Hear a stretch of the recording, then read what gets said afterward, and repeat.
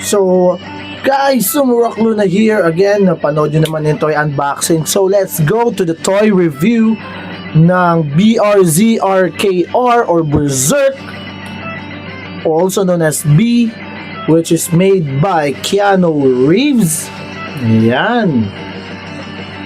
With partnership as well of McFarlane Toys Digital Deluxe Edition, guys. Ayan. So, nakikita niyo yan sa screen. Bago tayo pumunta sa articulation, punta muna tayo sa accessory details. So, if you seen the video, ang daming head sculpt, di ba? So, first off, unahin muna natin ang normal.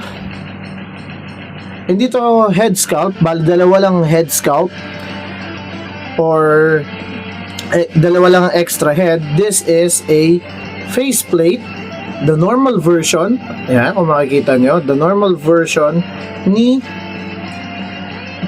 B or ni Berserk. Nakita nyo naman, hawig na hawig ni Keanu Reeves. Ayan, as you can see here, ni Keanu. Kagaya lang din ni sa Cyberpunk. And then, yung head sculpt, yung first head sculpt, ayan, kung makikita nyo, burned ang right side ng head. Kumbaga, ito ang battle damage. Ayan. Kung nakita nyo sa video, napakasulit, napakaganda ng paint details as you can see here. Ayan, oh. And yung mata, kuwang-kuwa. Akala mo buhay na buhay talaga, oh. Diba? Sulit. Then, last head sculpt is this one. Ayan. Nag-turn na ng blue ang mata niya. Sobrang battle damage kung makikita nyo. The blood effects, sobrang panalo. Ang angas. Wala akong masabi, guys. Shout out sa McFarlane team and kay Keanu Reeves and sa team niya ng Berserk. Yan, napakasulit. Sa totoo lang, guys. Hindi ka magsisising na purchase mo tong action figure na. Check mo naman, no? The grinting. Yeah, dami. Kuwang-kuwa talaga siya sa comics, guys. Kung nagbabasa kayo ng comics ng Berserk, release na rin siya ng 2021 na napakasulit, napakagandang basahin. So actually ako nasa issue, ano na ako? Issue number 3. So 12 issues ang release nila. Okay? Next is the alternate hand. So, meron siyang alternate hand, both. Ayan. Sorry, guys. Focus. Ayan. Na close fist. So, hindi to bloody. Kumbaga, normal closed fist siya. Naka-bandage. Ayan. Sulit. And then, normal open, semi-open or gripping hand din. Ayan. Oops, nahulog. Sorry. Ayan siya, guys. And then, may kasama din siyang knife. Ayan. Bloody knife na siya. Battle damage ang dating din niya. Sulit. And alternate arm. So, dito yung maganda, guys. Kasi yung alternate arm na meron ay battle damage. Ayan. With, including the bloody stain effect sa bandage or sa hand. Ayan. Ganda. Diba? Ano naman sa shoulders. Ayan. So, yung isa, nakakabit na pala dun sa figure. Pakita ko lang din. Ito siya. Ayan, yung sa left arm. Kinabit ko na kasi. Ayan, di ba? Napakasulit. And then, sa weapons, sobrang daming weapons na akala mo McFarlane weapon pack na or weapon packs. So, sobrang dami. First off is the grenade launcher. Gaya lang din ng regular McFarlane grenade launcher dun sa weapon pack. Version 1. Right?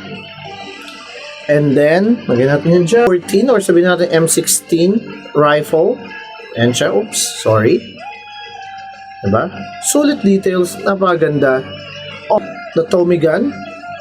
Nice details, minix nila ng brown for wooden barrel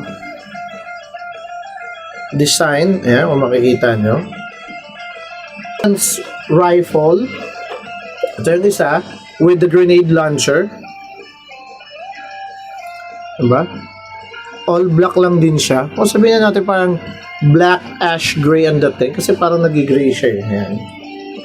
And ito naman yung maliit na klase na rifle. Advanced rifle ang dating. Modern. Modern style. Sinama din nila ang AK-47. Kasi wooden barrel ang combination niya. Kaya ginawa nilang kulay na brown. Ayan o. Sa butt plate. And then dun sa front barrel. Ayan. Second to the last is a regular shotgun. Single pump shotgun. Ayan. Oh, simple. Darker brown ang dating na ginawa nila. Ayan o. Handgun. The handgun, guys. Ayan. Handgun ito. Lagay ko na sa holster. Okay? Yung card naman siya. Ayan. With the background or brief information about B or real name Unut. Alright?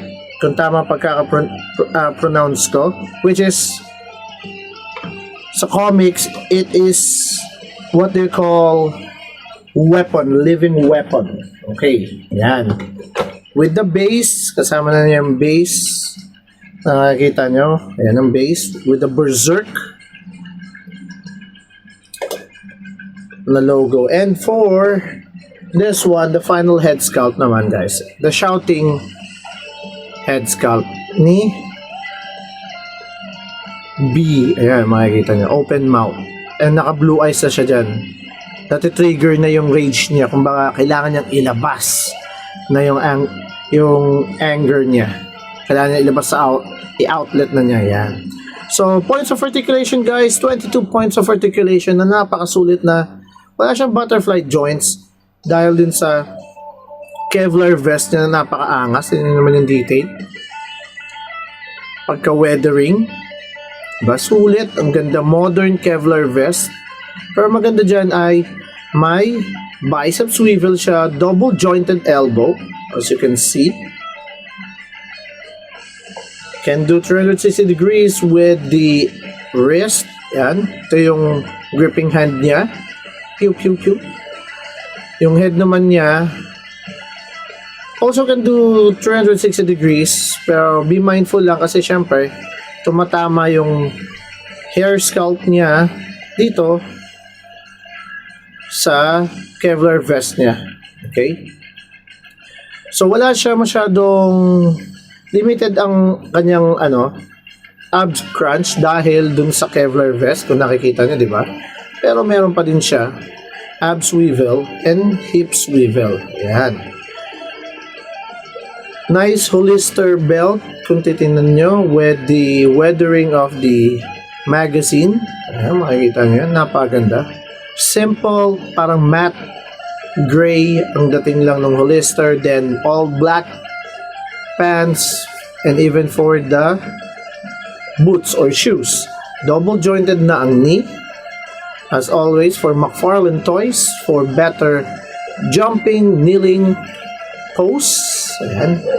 Ankle-wise, ball socket pa din siya. Can do 360 degrees. Ayan.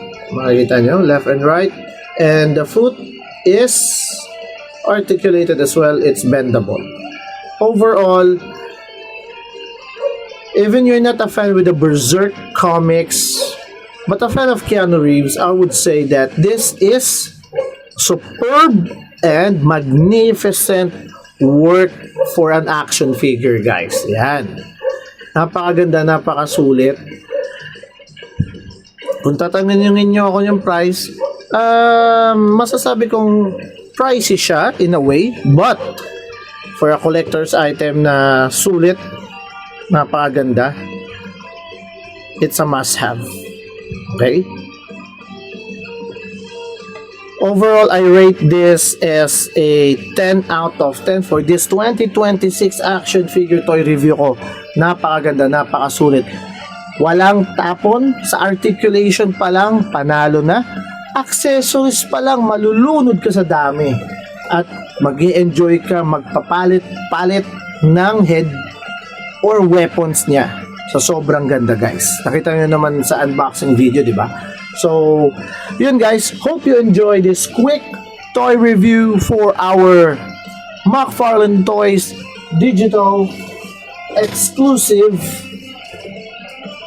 McFarlane Toys digital edition Keanu Reeves na Berserk. Alright? So, big shoutout again to the Geek Portal, Sir Marlon, for this action figure. Napakaganda, napakaangas. Salute sa'yo. And again, please do like and follow my page, Sumrock Luna, on Facebook, TikTok, Instagram, and even on YouTube for more toy unboxing and toy review. So this is Sumrock Luna. Thank you for watching. Enjoy your day and collect responsibly, guys. Happy collecting. Bye!